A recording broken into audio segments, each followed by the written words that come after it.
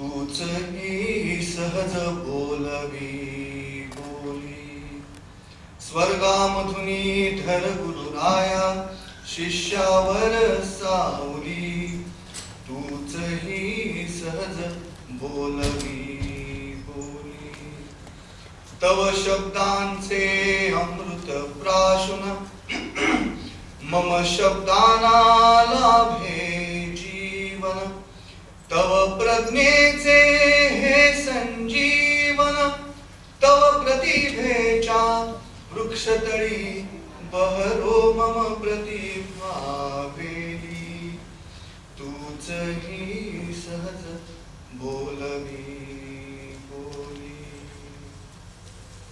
आधी गुरुला वंदन, गणपतीच्याही आधी गुरुला वंदन. खरं गणपतीला पहिल्यांदा नमस्कार केला जातो आणि रंगमंचावर तर केला जातोच, कारण दासबोधामध्ये सकळ कलांचा अधिपती असतो ज्या देवाचं वर्णन केलं. आणि आपण सगळे ओरडतो गणपती बाप्पा मोरया. खरं तो ग्रामीण शब्द असावा, मूळ शब्द असावा गणपती बाप्पा मोरया. तुम्ही मोर आल्याशिवाय पुढे जाताय, तुम्हाला आधी पुढे त्या मोरयाचं कालांतरानं मोरया झालं असण्याची शक्यता आहे. पण मी आधी गुरुला वंदन केलं. हा संभ्रम कदाचित संत एकनाथांनाही पडला असावा, म्हणून त्यांनी ओंकार स्वरूपा सद्गुरु समर्थ असं एकाच पोळी ओंकार स्वरूपा म्हणून गणपती आणि सद्गुरु समर्था म्हणून आपल्या गुरुला वंदन केलं जाणार. मी गुरुला वंदन केलं. खरं तर अलीकडच्या काळामध्ये गुरु ही संस्थाच शिल्लक राहिलेली नाही. मी पूर्वी गुरुदेव म्हणत असत, मग गुरुवर्य म्हणायला लागले, मग गुरुजी म्हणायला लागले, मग मास्तर म्हणायला लागले, मग सर म्हणायला लागले.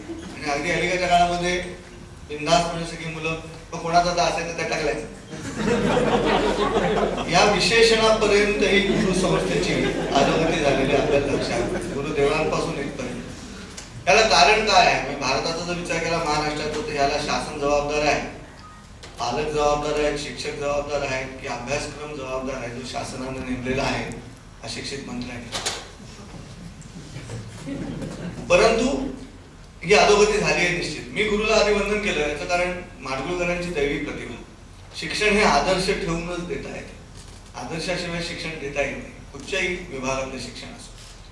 आणि त्यामुळे घननिळा लढीवाळा जळवू नको हिंदोळा ळ अक्षराचा अनुप्रास गाण्यामध्ये आणायचा. किंवा गीत रामायणामध्ये जोड जणी कामुका सोड रे सायका मारही त्राटिका रामचंद्रा, गाण्याचं ध्रुपद द्रा या अक्षरावरती संत आहे. अशी 7-8 कडविलेची, कुठेही शब्दांची ओढाताण नाही. दुष्ट मायाविनी शापिता यक्षिणी वर्तनी दर्शनी ही अभद्रा, किंवा शेवटच्या कडव्यामध्ये होऊ दे पौर्णिमा शौर्य चंद्रा, ही ती दैवी प्रतिभा. तर असे संस्कृत प्रचूर शब्द योजणारे गदी माडगुळकर लावण्या लिहिताना जर रात सुखाची नवसाची मग झोपच येते दिवसाची अशी लावणी. किंवा अशी मारीन तीर डोळा तिरपा करून, अशी मारीन तीर डोळा तिरपा करून काही जातील म्हणून येतील सुरू, अशी लावणी. घोळ निऱ्यांचा पदी अडखळे जलद चालणे जरा, अशी ही साताऱ्याची तरा. घोळ या शब्दानं गाणं सुरू होऊ शकतं, हे आम्हाला माडगुळकरांच्या कामात आले. नंतर अलीकडच्या काळामध्ये सगळी गाणीच घोळ असतात. कर्मण्य अधिकार असते मा फलेषु कदाचन, हा गीतेतला विचार माडगुळकरांनी कवितेत मांडला.